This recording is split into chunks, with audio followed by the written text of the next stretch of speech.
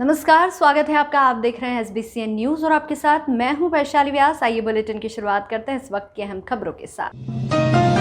मंदसौर जिला पंचायत सभागृह में जिला विकास समन्वय और निगरानी समिति की बैठक हुई आयोजित। सांसद सुधीर गुप्ता की अध्यक्षता में हुई बैठक संपन्न। विधायक की नाराजगी के बाद ठेकेदारों को दिखाया बैठक से बाहर का रास्ता। नीमच जिला स्तरीय आपदा प्रबंधन समूह की बैठक में फैसला। शनिवार रात 8 बजे से सोमवार 6 बजे तक लॉकडाउन नियमों का उल्लंघन करने वालों पर होगी सख्त कार्रवाई। मंदसौर जिले में NIC सेंटर पर वेबकास्ट के माध्यम से शुभारंभ हुआ महिला डेस्क का। एक साथ 700 थानों में किया गया शुभारंभ। महिला संबंधी अपराधों की रोकथाम एवं जल्द निराकरण के उद्देश्य से किया गया महिला हेल्प डेस्क का शुभारंभ। बुधवार सुबह मंदसौर के रिछा गांव में तेंदुआ दिखने से दहशत का माहौल बन गया। तेंदुए ने सुबह 2 ग्रामीणों पर हमला भी किया। मामले में सूचना लगते ही मौके पर पहुंची वन विभाग की टीम ने रेस्क्यू ऑपरेशन शुरू किया, लेकिन वन विभाग के प्रयास विफल साबित हुए और अंत में ग्रामीणों ने तेंदुए को लाठियों से पीटकर घायल कर दिया। घायल तेंदुए को लेकर वन विभाग का अमला इंदौर के लिए रवाना हुआ। पूरे घटनाक्रम में वन विभाग की बड़ी लापरवाही सामने आई। मंदसौर के नारायणगढ़ थाना क्षेत्र के रिछा गांव में बुधवार सुबह तेंदुए ने 2 ग्रामीणों पर हमला कर दिया। हमले के बाद घायल दशरथ सिंह सोनगरा और बलवंत सिंह सोनगरा को नजदीकी नारायणगढ़ अस्पताल ले जाया गया, जहां उन्हें प्राथमिक उपचार दिया गया। इस बीच तेंदुए के रेस्क्यू के दौरान वन विभाग की बड़ी लापरवाही सामने आई। वन विभाग की उज्जैन से आई टीम घंटों तक प्रयास के बाद भी की गई घेराबंदी के बावजूद तेंदुए का रेस्क्यू नहीं कर सकी। लंबे चले रेस्क्यू अभियान के दौरान तेंदुआ निकलकर रहवासी क्षेत्र की तरफ भाग गया, जहां तेंदुए को देखकर ग्रामीणों में भगदड़ मच गई। इस दौरान ग्रामीणों का गुस्सा जमकर वन विभाग की टीम पर निकला। उन्होंने विभाग की गाड़ी को घेर कर वन कर्मियों को खूब खरी खोटी सुनाई। बाद में ग्रामीणों ने लाठी, डंडे और पत्थरों के सहारे तेंदुए को एक खेत में घेर लिया, जहां तेंदुए के हमला करते ही ग्रामीणों ने उस पर लाठियां बरसा दी, जिसके बाद वन विभाग का अमला DFO सहित अचेत अवस्था में तेंदुए को लेकर इंदौर निकल गया है, जहां तेंदुए की जान बचाने के प्रयास किए जाएंगे। DFO संजय चौहान से फोन पर हुई चर्चा में उन्होंने बताया कि उनकी पहली प्राथमिकता तेंदुए को बचाना है।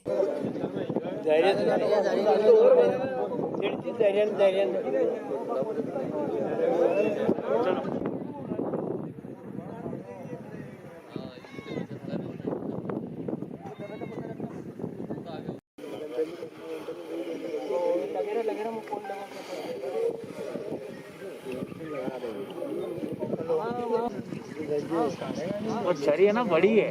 वो यहाँ से दिख रही, यहाँ से छोटी दिख रही है। दिमाग लगा रहा, लेकिन छड़ी बड़ी है। टायर में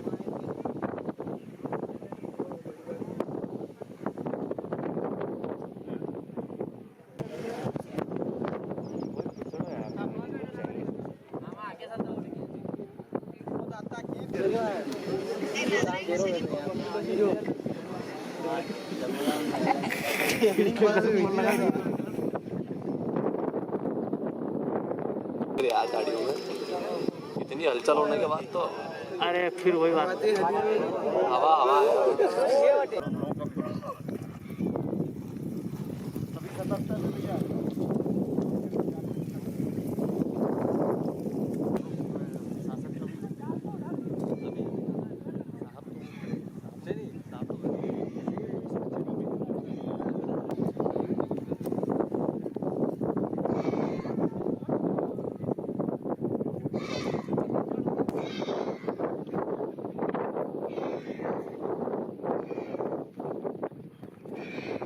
एक मिनट।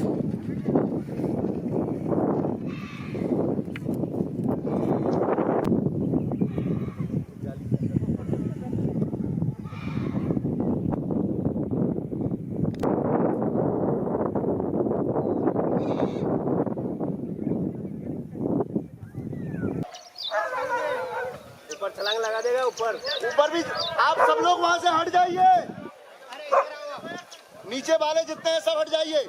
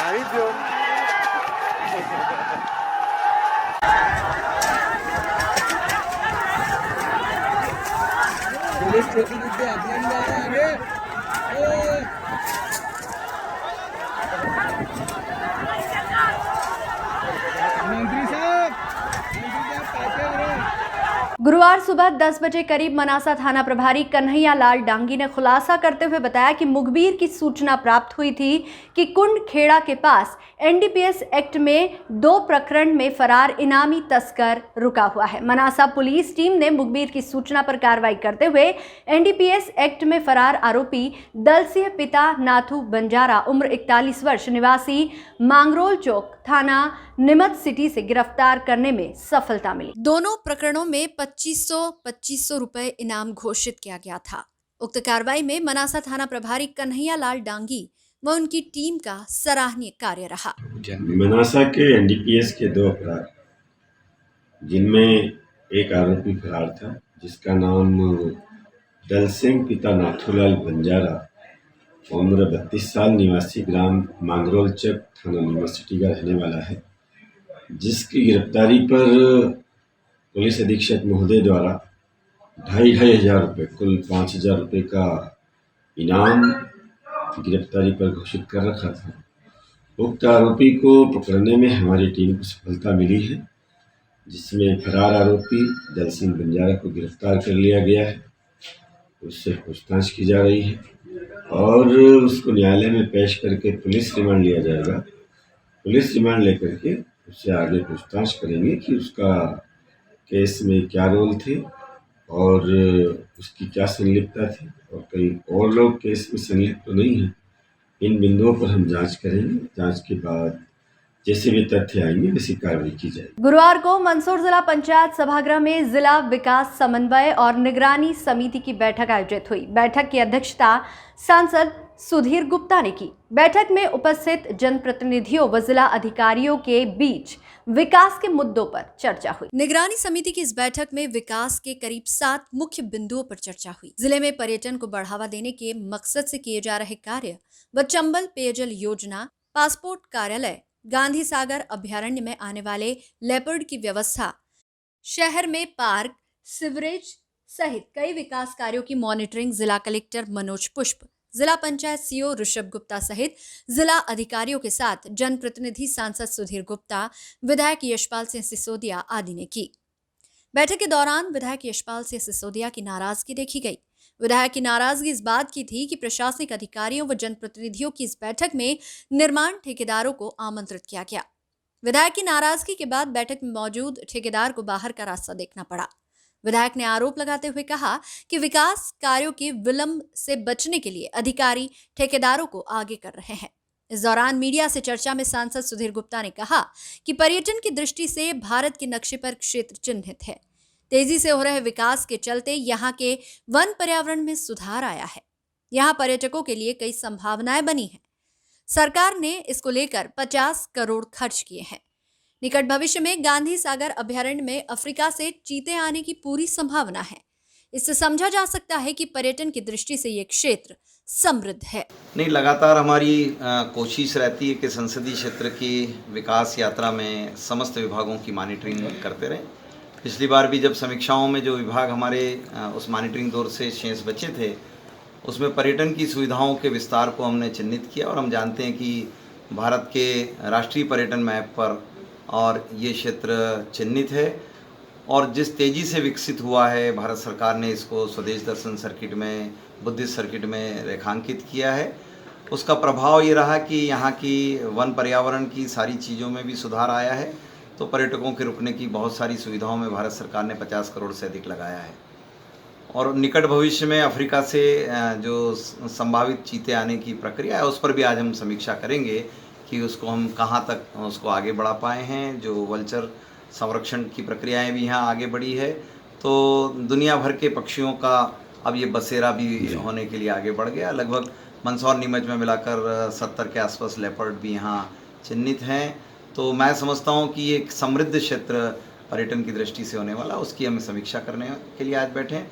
नगर सुधारान्यास को भी लेकर हमने जो अमृत के मानक हैं, अमृत के मानक जो डिज़ाइन किए हैं, उसमें तकनीकी रूप से उन मानकों को पूर्णता प्राप्त हुई है कि नहीं हुई है, उस पर भी हमने प्रारंभिक समीक्षा करना या चाहिए। पासपोर्ट कार्यालय चूँकि विदेश मंत्रालय स्वीकृति दे चुका है, पासपोर्ट कार्यालय के लिए जो स्थान चिन्हित करने को लेकर लंबे समय से वहां चल रही है, क्योंकि विदेश मंत्रालय और डाक विभाग दोनों की अपनी अपनी अलग प्रक्रियाएं होती है। इसे कैसे संचालित करना, भवन कहाँ उपलब्ध होना, उसको भी आज हमने पुनः समीक्षा में लिया है।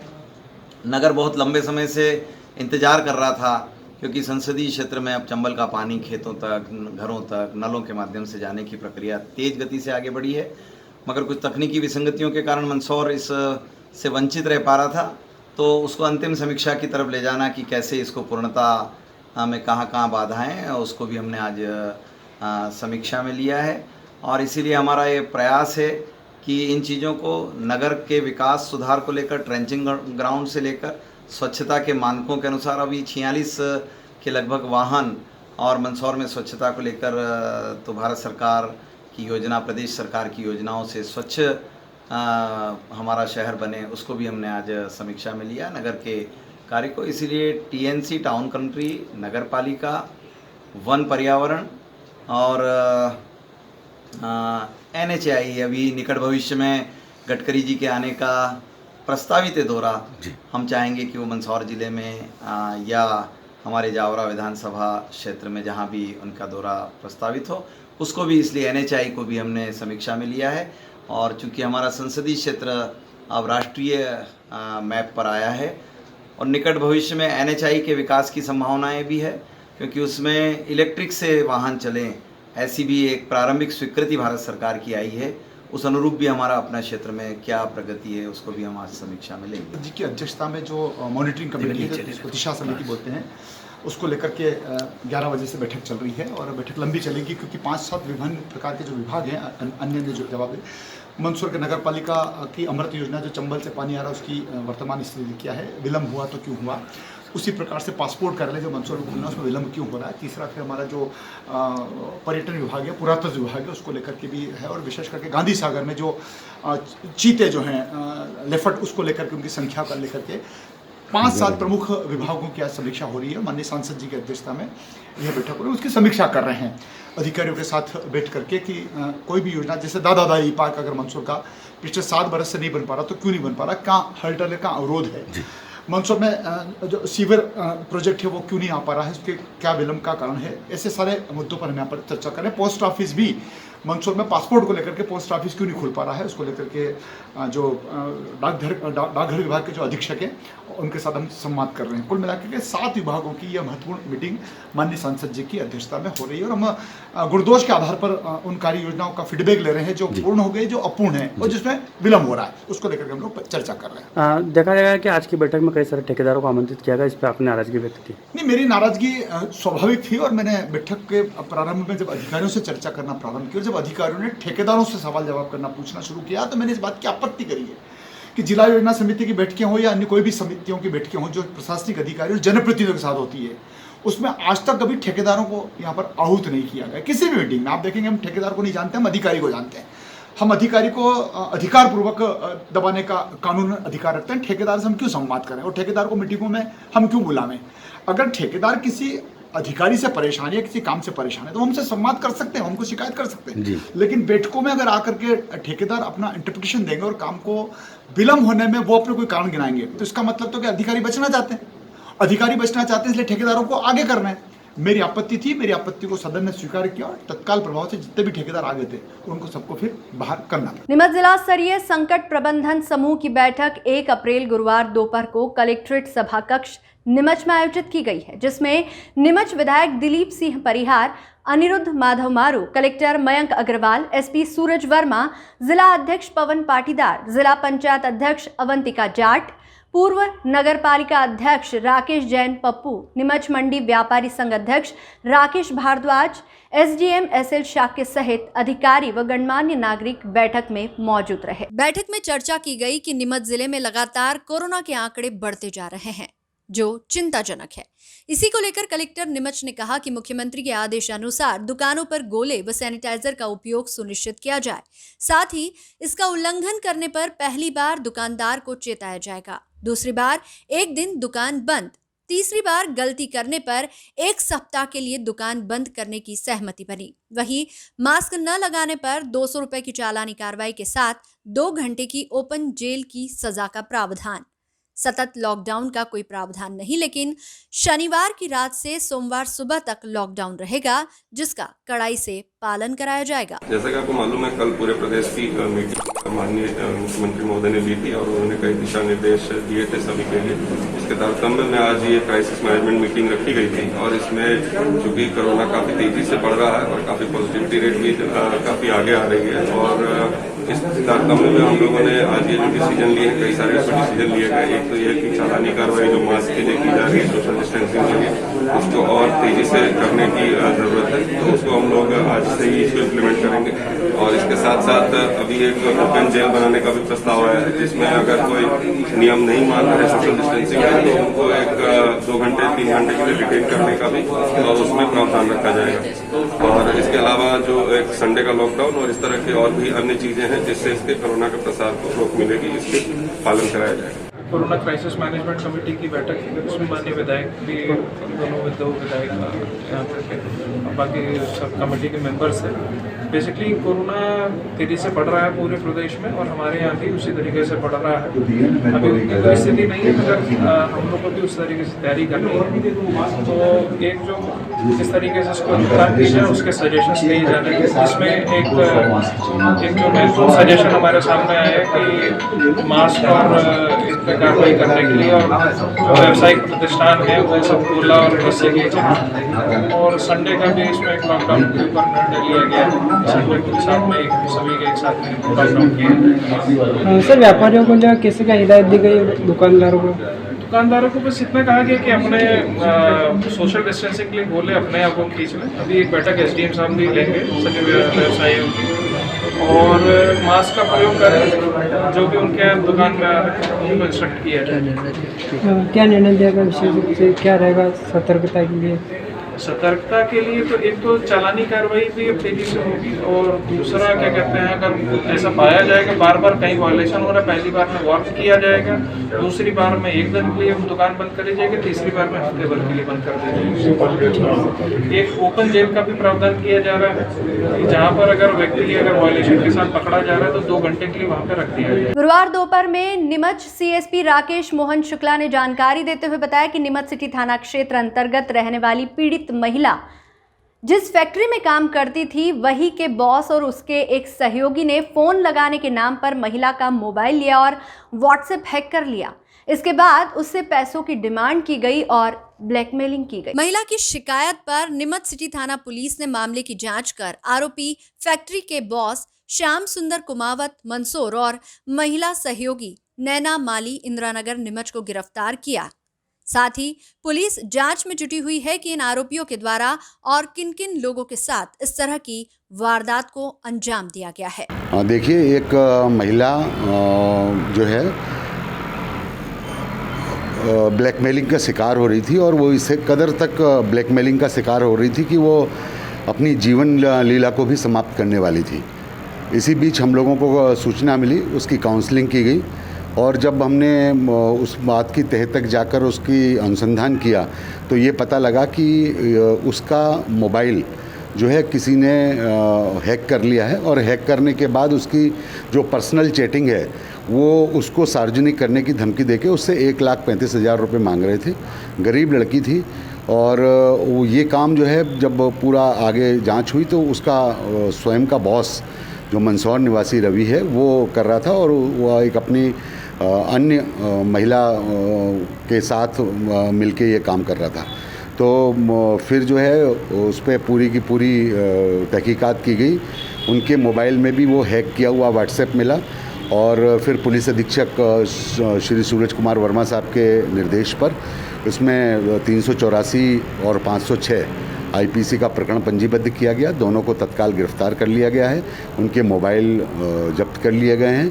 हम लोगों से यही अपील करते हैं कि अपना मोबाइल किसी दूसरे को न दें, क्योंकि मोबाइल का व्हाट्सएप बहुत आसानी से हैक हो जाता है और फिर आपकी जो पर्सनल डाटा है वो भी हैकर के पास पहुंच जाता है। अभी इसमें अनुसंधान चल रहा है कि जो ये आरोपी गैंग है इन्होंने और किस किस के साथ ऐसी घटना घटित की है और इसमें माननीय न्यायालय के सामने पेश करके इसमें कड़ी कार्रवाई करवाई जाएगी। नीमच एसपी राकेश मोहन शुक्ला ने गुरुवार दोपहर में जानकारी देते हुए बताया कि नीमच व प्रतापगढ़ जिले की संयुक्त पुलिस ने कार्रवाई करते हुए प्रतापगढ़ जिले के गांव अरनोद में एक अवैध शराब के कारखाने को पकड़ा। दरअसल बीते दिनों नीमच के जिरन थाना क्षेत्र अंतर्गत पुलिस के द्वारा अवैध शराब पकड़ी गई थी। जांच के बाद ये शराब राजस्थान के प्रतापगढ़ जिले के मंडावरा गांव में एक अवैध फैक्ट्री से पकड़ना पाया गया था। इस मामले में पुलिस ने शराब ठेकेदार सुरेंद्र झाला और कमलेश मीणा नामक व्यक्ति को गिरफ्तार किया है। पुलिस की छापामार कार्रवाई के दौरान शराब परिवहन करने के लिए प्रयुक्त जेसीबी वाहन स्कॉर्पियो ट्रैक्टर भी जब्त किया है। यहां से शराब राजस्थान, मध्य प्रदेश, गुजरात में सप्लाई की जा रही थी, जिस पर फर्जी होलोग्राम लगाए गए थे। पुलिस मामले की सघनता से जांच कर रही है, आगे और भी खुलासे हो सकते हैं। देखिए 30 मार्च को पुलिस अधीक्षक श्री सूरज कुमार वर्मा साहब के निर्देशन पे जो माफिया के खिलाफ अभियान चल रहा है उसमें एक बड़ी कार्रवाई करके जीरन पुलिस ने 100 पेटी अवैध शराब बरामद की थी जो कि राजस्थान से यहाँ आई थी। उस पर मध्य प्रदेश आबकारी की सील और उसके होलोग्राम वगैरह थे, तो ये शंका हुई कि ये निश्चित रूप से कहीं पर नकली शराब बनाई जा रही है। पुलिस अधीक्षक महोदय द्वारा प्रतापगढ़ के पुलिस अधीक्षक महोदय से समन्वय किया गया और फिर एक जॉइंट टीम ने जाके मंडावरा गांव जो कि अरनौद थाना में पड़ता है वहाँ पर दबिश दी। वहाँ पर पूरी फैक्ट्री संचालित होती हुई पाई गई, जिसमें काफ़ी मात्रा में अवैध शराब बनी हुई, होलोग्राम और पूरी की पूरी डिस्टिलरी वाटर और ये सब चीज़ें बरामद की गई। अरनौद में इस मामले में प्रकरण पंजीबद्ध किया गया है। हमारे वाला जो प्रकरण है जिसमें कमलेश मीणा आरोपी है उसमें ये सारे कागजातों को शामिल करके इसमें धारा बढ़ाकर सुरेंद्र झाला जो कि वहाँ का ठेकेदार है उसको भी आरोपी बनाया गया, उसको भी प्रोटेक्शन वारंट पे लिया जाएगा। कमलेश मीणा अभी 3 तारीख तक के पुलिस रिमांड पर हमारे पास है, उससे लगातार एक टीम जो है पूछताछ कर रही है और भी जहाँ जहाँ ये इस तरीके की अवैध फैक्ट्रियाँ संचालित की जा रही हैं जो कि मध्य प्रदेश शासन को आर्थिक क्षति भी पहुंचाई जा रही है और मानव जीवन के साथ खिलवाड़ भी किया जा रहा है, उसको रोकने का पूरा प्रयास किया जा रहा है। गुरुवार दोपहर में नीमच सीएसपी राकेश मोहन शुक्ला ने नीमच वासियों से अपील की है कि वे साइबर क्राइम से बचने के लिए अपने फोन को किसी भी व्यक्ति को ना दें, साथ ही किसी भी व्यक्ति के साथ फोन के पासवर्ड इत्यादि शेयर ना करें। देखने में आ रहा है कि लोग फोन को हैक करके विभिन्न तरह के अपराध कर रहे हैं, जिसके परिणाम स्वरूप लोगों को काफी परेशानियों का सामना करना पड़ रहा है। साथ ही इन अपराधियों को भी इस लापरवाही का लाभ उठाने का मौका मिल रहा है। उन्होंने अपील की है कि अपने फोन और व्हाट्सएप इत्यादि के पासवर्ड किसी अन्य व्यक्ति को शेयर ना करें, किसी भी व्यक्ति के हाथ में अपना मोबाइल ना दे। इसमें यही संदेश है कि 2-3 चीजें हैं। एक तो कोई भी आपके पास यदि लिंक आती है तो कृपया उस लिंक को ना खोलें। किसी को भी अपने पर्सनल डाटा, मोबाइल के जो पासवर्ड है या आपके आधार कार्ड है, ये इत्यादि किसी को न दें। इससे भारी मात्रा में चीटिंग हो रही है। साथ ही अपना मोबाइल भी किसी को व्यक्ति को, अनजान व्यक्ति को या किसी परिचित व्यक्ति को भी ना दें, जिससे कि वो आपका व्हाट्सएप हैक कर सके। गुरुवार दोपहर में नीमच के पशुपालकों ने नीमच जिला कलेक्टर मयंक अग्रवाल से अपील की है कि वे वर्तमान हालात में नीमच जिले के बाहर जो भी भूसा परिवहन कर ले जाया जा रहा है उस पर प्रतिबंध लगाया जाए। इसके साथ ही जिस भूसे की सप्लाई जलाने के लिए फैक्ट्रियों में हो रही है उस पर भी प्रतिबंध लगाया जाए, ताकि पशुपालकों को अपने मवेशियों के लिए पर्याप्त व उचित दाम पर भूसा उपलब्ध हो सके। साथ ही वायु प्रदूषण पर भी रोक लगेगी और जिले में पशुपालकों को भी राहत मिलेगी। लोगों को लेकर भैया इतनी समस्या आ रही है कि हमारी गाय सब भूखी है। 5 रुपये किलो सूखला गाय, दूध के भाव 25 रुपये किलो है। सब कैसे खिलाएंगे? अभी सीजन में 5 रुपये किलो सूखला है तो आप सीजन में 10 रुपये किलो होगा। अब कैसे हमारे भाई बहन बच्चे बच्ची को पाले? हमारे पशु भूखे मर रहे हैं। ढुकला फैक्ट्री वालों को ले के डाल रहे हैं ट्रक वाले। अब उनका कलेक्टर साहब से हमारा निवेदन है कि ज़िले के अंदर रोक लगाई जाए। सब राजस्थान सूखला जा रहा है, फैक्ट्री वाले सूखला ले रहे हैं। अभी जानवर पशु भूखे मरेंगे, रोड पे घूमेंगे, हम खोल के भगा देंगे इनको तो पशु भूखे मरेंगे बेचारे, गौशाले में भूखे मरेंगे। नगर पालिका ले जाएगी। सर कलेक्टर साहब से हमारा निवेदन है कि हमारे पशुओं के लिए सूखले की रोक लगाई जाए। हम महंगा सस्ता यहीं लेंगे। अभी 5 से 7 रुपये किलो मिल रहा है सूखला। अभी फैक्ट्री के अंदर मिला मुल्लू के करते हैं व्यवस्था ही है। तो हमारे जानवरों को कैसे क्या पालेंगे? भूखे मर रहा है अभी से जानवर। अभी तो हाफ सीजन में 5 रुपये किलो सूखला, अभी ये कैसे क्या पालेंगे? सर आपके पास कितने पशु हैं? 20 गाय हमारे पास, 4-5 भैंसे हैं। कैसे क्या करेंगे? हमारे पशु तुम्हारे पीछे खड़े हैं, भूखे मर रहे हैं। कहने कि नगर पालिका भी आपको परेशान करती है, बार-बार ले जाती है, आप खुला छोड़ते तो खुला छोड़ेंगे। नहीं खिलाने की व्यवस्था रहेगी तो खुला छोड़ेंगे। हमारे पास व्यवस्था रहती है, हम पकड़ के रखते हैं, इनको बांध के रखते हैं। ठीक है, आपका क्या निवेदन है कलेक्टर साहब? कलेक्टर साहब से निवेदन है कि सब जगह की रोक लगाई जाए। नीमच में सूखला मिले, राजस्थान में सूखला नहीं जाए, फैक्ट्रियों में नहीं जाए। थोड़ा सस्ता मिलेगा तो हम इनको पालेंगे जानवरों को, कोई हमारा राहत मिले मतलब। और हम साहब हमारा पास 150 पशु है साहब, और हम अगले साल में साहब सूखलों को 1 रुपये किलो खिला रहे थे और इस साल श्रीमान महोदय 5 रुपये किलो खिला रहे हैं। कलेक्टर साहब से हम निवेदन करते हैं कि सूखले की जिले की रोक लगाई जाए साहब, जिले के बाहर ना जाए। हम कैसे पालेंगे साहब मवेशियों को? और बहुत परेशान, इस सीजन में ये भाव तो पूरा साल कैसे काटेंगे? अगले साल साहब हमने 1 रुपये किलो डलाया था, अभी ये 5 का भाव है साहब। तो ये जिले को किसी तरीके से सूखले को रोका जाए साहब। ये हम फैक्ट्रियों में जा रहा साहब, इसे प्रतिबंध लगाया जाए। कुछ भी पूरा फैक्ट्रियों में चल रहा, हर जगह सभी जगह जा रहा साहब जलने में ये, तो इस पर रोक लगवाई जाए साहब। थोड़ा गौ माता है हमारे पालने का, दूध का धंधा साहब, इससे हमारे बाल बच्चे पालते हैं, इससे हम सब कुछ करते हैं श्रीमान जी। कितना आपके पशु हैं और कितना आपको 1 महीने में सूखला? ये समझ लो साहब, हमें 1 महीने के अंदर 30 कुंटल 50 कुंटल के समथिंग सूखला लगता है साहब। उससे कितना दूध साहब हमारे पास 1.5 कुंटल दूध है। तो मासियों को साहब हम कहाँ ले जाएंगे? इस भाव में खिला के कैसे दूध का क्या करेंगे साहब? कैसे बच्चे पालेंगे? कहाँ 1 रुपये किलो लिया था, अगले साल आपकी साहब 5 रुपये किलो है, तो कैसे क्या करेंगे? तो इसके कुछ भी करके कलेक्टर महोदय साहब से निवेदन है हमारा कि इसको जिले की रोक लगवाई जाए, किसी भी तरीके से जिले के बाहर ना जाए और ये फैक्ट्री में ना जाए।